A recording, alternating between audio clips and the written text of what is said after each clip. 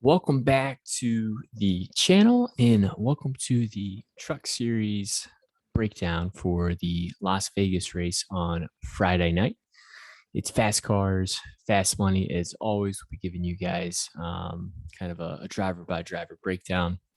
Any questions, comments you guys have, drop them down in the comments below, or you can find us over on Twitter. It's at FastCarsFM.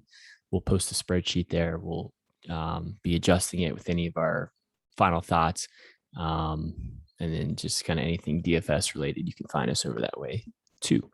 But as far as the race preview and initial thoughts, so the trucks raced here earlier this year. Granted, it was very early on in the season, but we do have that lap data to go off of. This is a 1.5-mile track, so it's a little bit different than some of the previous races that we've been running with some of these unique track types. But what does that mean? So it should mean crazy restarts. A lot of drivers trying to make some aggressive moves on the restarts. It's usually when you can advance your position the most, and usually when the cautions come out. As you know, if you've been playing the truck series all year long, these trucks love to wreck. So sometimes that plays a little bit of a curveball, throws a little bit of a wrench into building lines and kind of how things are supposed to go versus how they actually go. But it's a short race. I mean, it should be a quick race on Friday night, and it's the first playoff race of round number 2. So as far as what drivers we really like this weekend, you can kind of see as we always sort our interest levels here, but pricing is pretty soft this week. It's really easy to fit in really anyone that you want. So for me, I think it comes down to, as always, I mean, we've been high on these guys every single week, but John Hunter Nemechek and Sheldon Creed. Now, lately, Sheldon Creed has kind of been the go-to play, but the track types that we've gone to have, kind of been more of Creed style and kind of more of GMS's, strong suits. Not that John Hunter Nemechek has been bad, but we usually expect him to dominate the race, and he hasn't been doing that with Creed taking over. Now that we're going back to a 1.5-mile track, I kind of expect John Hunter Nemechek to, kind of grab the baton again from Creed. I expect if you have to pick one, I would go with John Hunter Nemechek. KBM has been really fast at these 1.5-mile tracks all year long. We saw John Hunter Nemechek win this race earlier this year, even beat Kyle Busch. So there's just a ton of upside, and he starts first, so he's prime position to rack up all those dominator points. But it's really easy to just grab both of them and plug both of them in, and then just build out your rest of your line from there. If you aren't doing that, or if you only want to play one of those guys, your a potential GPP option might be Zane Smith.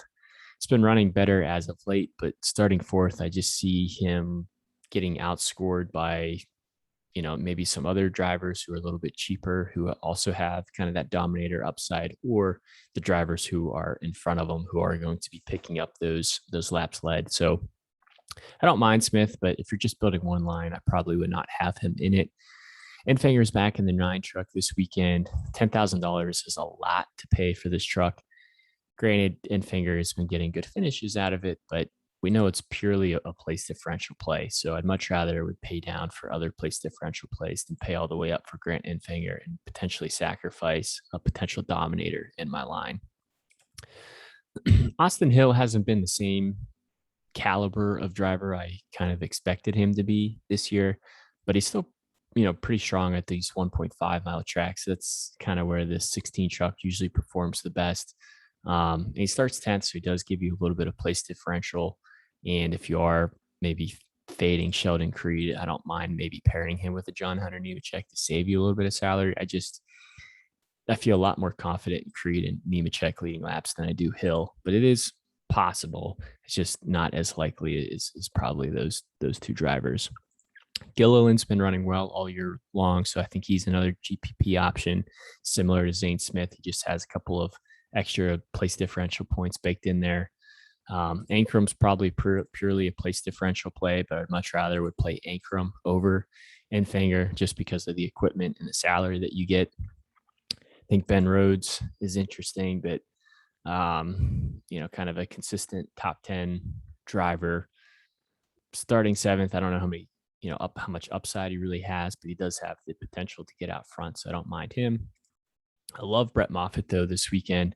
It's probably purely a place differential play, but he's cheaper than Ankrum. He's cheaper than Enfinger. And this 25 truck it's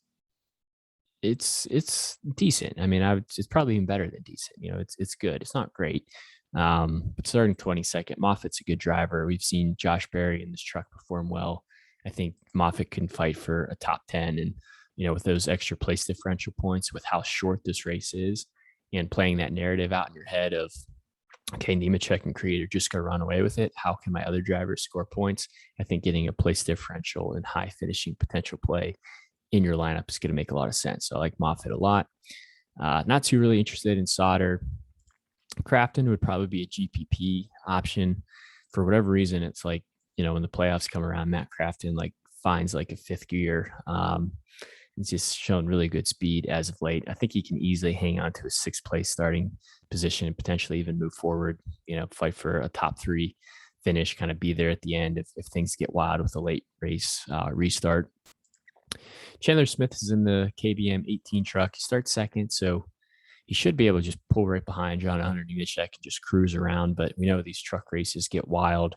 That could either benefit him to potentially get the lead or, really hurt him. And starting second, if he isn't leading you laps, if he isn't picking you up fast laps, and if he doesn't finish in the top probably 8 or 10, it's really going to hurt your line. So it's just GPP option only. Friesen's probably just going to get outscored, based upon where he starts. Very similar to a Zane Smith, although Zane Smith is a lot more expensive and has a lot more lap leading upside than Friesen does. Dylan Lupton's way too expensive. He's in the Rayumi Brothers 34 truck. Starts 36. So you can't really lose any points, but that's a lot of salary to pay for that kind of equipment. Hocevar continues to impress. I'm surprised he was able to make it out of the first round given the equipment that he's in. But if you look at his finishes and if you actually watch the races, he is a top 10 driver.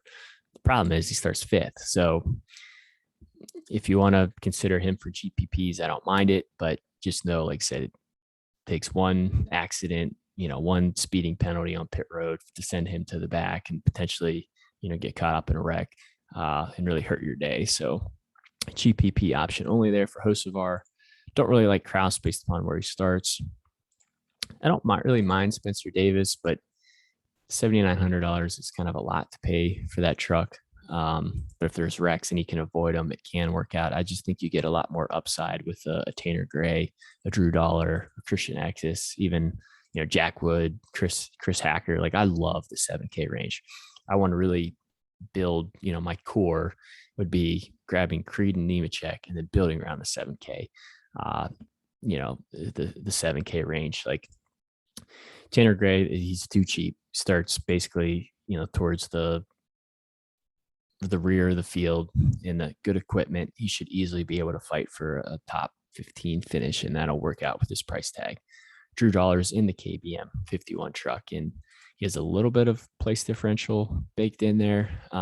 It's not necessarily the best driver, but Vegas is more of I would say an equipment track, or the equipment kind of plays more of a hand in how these drivers are potentially going to do. So I don't mind him at all.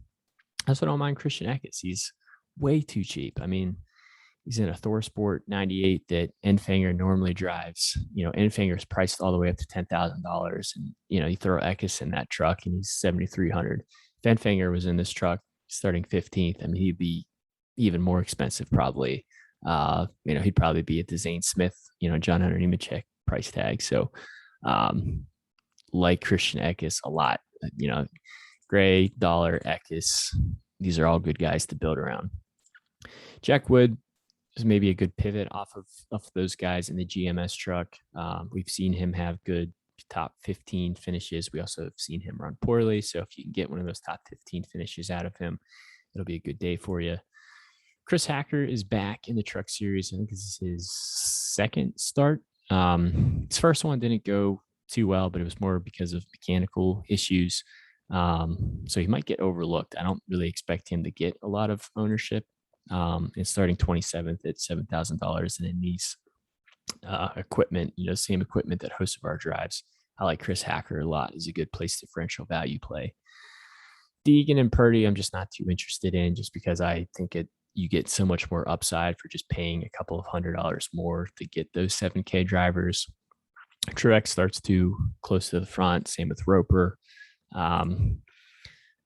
Fogelman kind of looks like maybe a good potential play, and every time that happens, he busts and he wrecks or has a mechanical issue or whatever it is. So just if you are playing him, just be aware that I know potentially some other players might be looking at him, and usually the weeks where it makes sense to play Fogelman, he doesn't work out. The weeks it looks like you shouldn't play him, he does work out. So I don't know. Hopefully that trend doesn't continue and he can have a good day for you, but just be aware.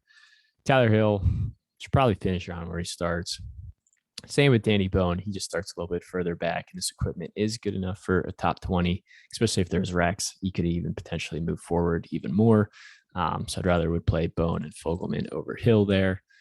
Austin Wayne Self is just too risky starting 13th. I love Brett Holmes. He's probably my favorite punt play.